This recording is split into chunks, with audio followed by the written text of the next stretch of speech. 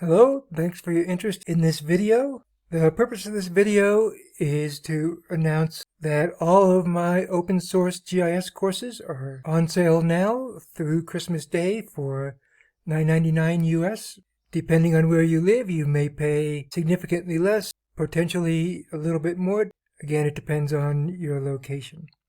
I've had a lot of questions in the past because I've announced these sales and people say the code didn't work or I couldn't figure out how to use the code or things like that. So I think the best way is to go directly to my website, which is Geospatial Brainstorming. And after you get down past all these ads, you'll end up on the courses page of my blog.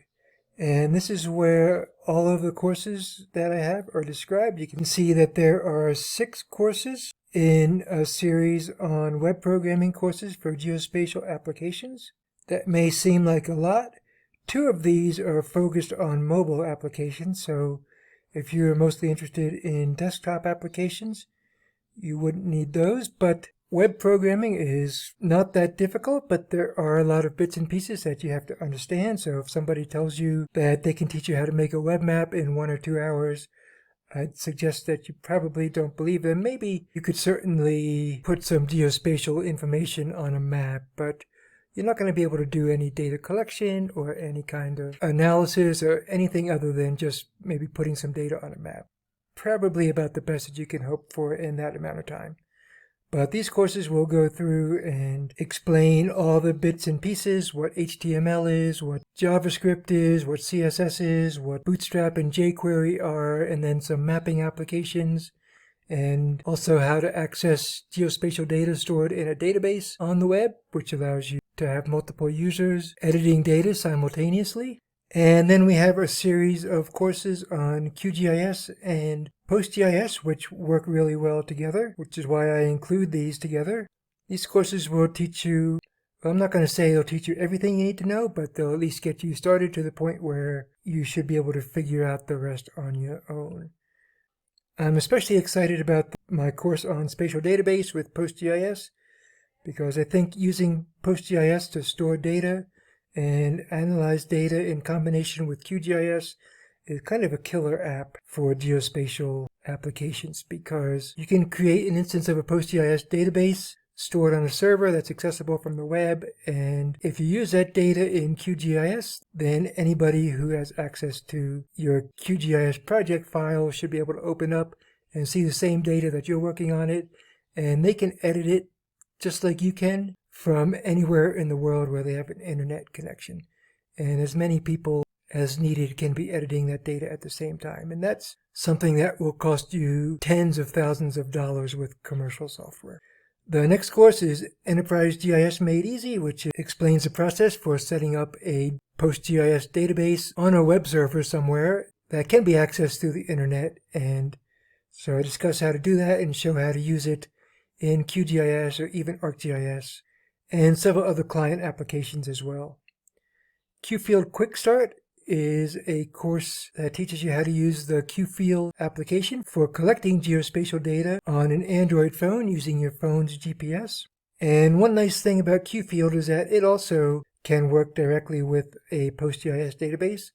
So if you have an internet connection, the data that you collect in the field will go directly into that database and will be accessible to anyone who's using that database, again, which could be anyone in the world with a internet connection. And so that's super handy. You don't have to come back from the field and download data off your device and integrate it with your existing data. It just basically eliminates that entire workflow. You just go out in the field, collect your data, and boom, you're done. And then I have a series of courses on Python programming for geospatial applications. Survey of Python for GIS applications covers basic Python, especially if you've had some familiarity with other programming languages but not with Python. It explains a lot of the details of that. And then also some of the Python libraries that are useful for geospatial applications, which there are a lot and they're pretty amazing. And so we just touch a bit on those. The next Python course is about automating QGIS with Python. So this teaches us about the PyQGIS API, which we can use to write custom scripts that work within QGIS to automate processes. So if you have something that takes a lot of time and you feel like it's something that could be easily automated, that would be a good place to start. And then I have the course on PyQt 5. PyQt 5 allows you to develop graphical user interfaces with Python. And the whole QGIS software was written in Qt. And so in order to write actual plugins with QGIS, you need to know PyQt 5. And so I wanted to include this as a separate course.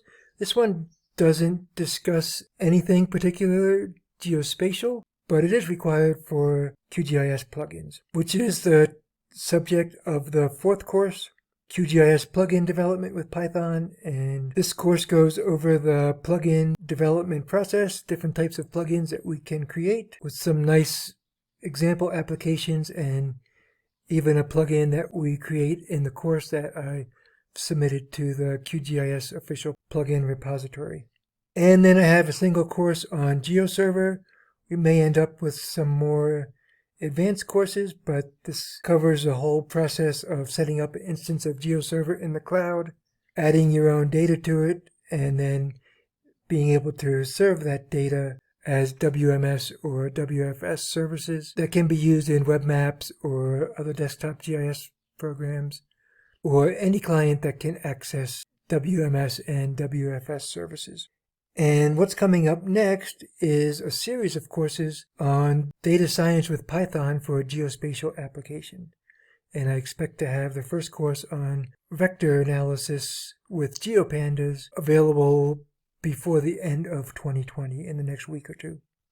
So these are the courses that I have that are available now. If you're interested in one of these, for instance, say you were interested in the PyQt 5 course, you can click on this link and that will show you the course announcement, which provides a lot more information about what exactly is in the course, maybe even a video description of what's in the course.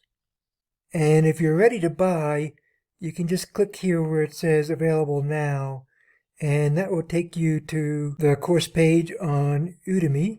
And this is the part that a lot of people have trouble with. The first thing you should do is come down here to apply coupon and enter the coupon code XMIS2020 and click apply, and you'll notice that this $11.99 price will go down to $9.99, which may not be a big savings because Udemy's having a sale right now that ends tonight, but tomorrow probably the base price for that course will be back at $49.99, but you can still get it for $9.99 until the end of Christmas Day.